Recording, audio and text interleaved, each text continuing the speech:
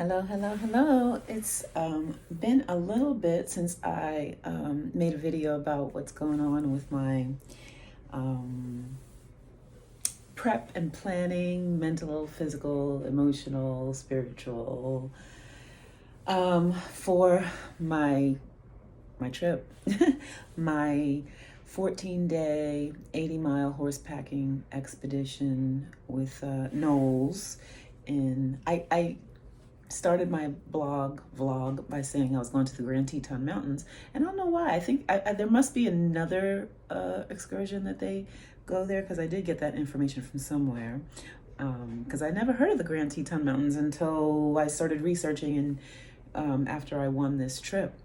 But we're actually going to the Red Desert, which gives me a little tiny bit less anxiety, because I don't think there are bears in the desert. So anyway, there are many other things to be anxious about and concerned about. And it's funny because I have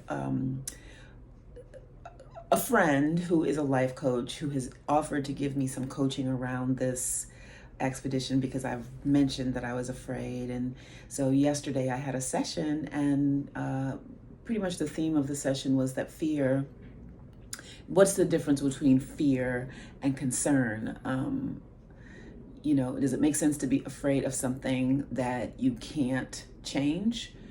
You can be concerned about it, you can prep for it, but it doesn't, I need to be concerned about the things that I can, that are coming up. But fear is something I need to be conscious of. And like I said, I've taken the fear of bears out, so I don't have that. So I don't know that I necessarily have an out and out fear. I am very anxious about my ability to endure, and with just overall exhaustion, but also body aches and pains. And I keep talking about age, and a lot of people keep saying, oh, kind of being a little bit dismissive of my concerns around that. Like, oh, you'll be fine. And I know, the way we like to talk about aging in our society is you can do it, you'll be fine. They kind of don't want to hear about what I'm saying, as if what I'm saying is almost defeatist. And I'm talking to the very real probability that my body, especially since I will be considerably older than most of the people there, I would guess. I think that this is a lot of college students, and maybe at the most people in their 30s. But, I think that I'm going to be the rare person, 54 years old out there, or I might be the oldest. I probably will be the oldest. My other person that I know that is going, my friend, is in her mid 40s. But I just want to say, in my mid 40s, I was 25 still. In my mid 40s, I was still hanging out, going to clubs, going down to 6th Street, in Austin, doing the thing, partying it up, drinking, hanging. Very different body, very different mental space than now at 54. At 54, I'm a real adult that goes to bed at 9:30, turn out the light, gotta get my sleep. So, and I just don't hang like that. Or not even that I could, but I don't. But that's not really it. It's the way that my body feels. I feel 50 something now. In my 40s, I felt the same for the most part as I did in my 20s and 30s. I don't remember having this kind of pains and aches and just exhaustion and lower levels of tolerance. So like I said, the physical part of it, I'm just gonna push through, endure, take Tylenol. I'm definitely taking painkillers with me. There's just no way around it. I will not survive without the painkiller, because the pain will be there. There's no doubt about it. For I don't know how many hours a day on a horse, my butt and my legs and my back and whatever else, I will definitely need the painkiller. And I'm not a person who likes to take drugs, over the counter.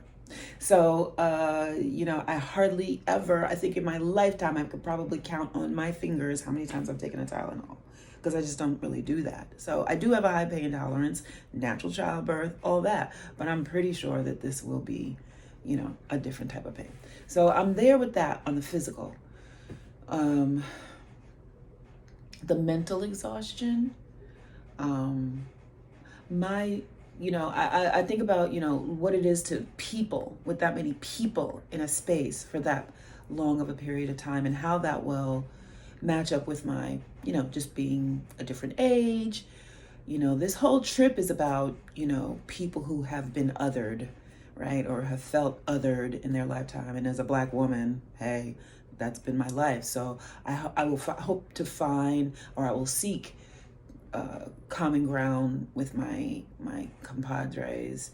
And I'm a mom, so I can be compassionate and loving, or I am a person who I believe is compassionate and loving and a good listener and all that kind of stuff. So I want to be a good partner. I'm a hard worker. I'm a team player. So I feel like I will connect with the other people on a common goal and all that stuff. And I'm just really looking forward to it. I hope my social anxiety doesn't, I hope I'm not like weird or anxious or whatever.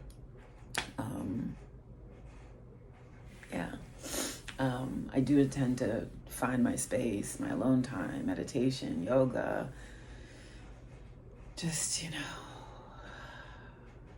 but we have 21 days. And I've been doing the gym thing. I feel a little, harder. I like my t-shirt. Kale, avocado, chickpeas, equality, justice, compassion. Oh, it's like Star Wars.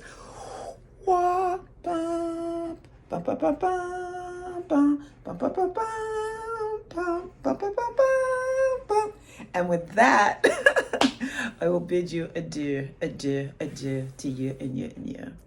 So, 21 days. I'm doing it. All right.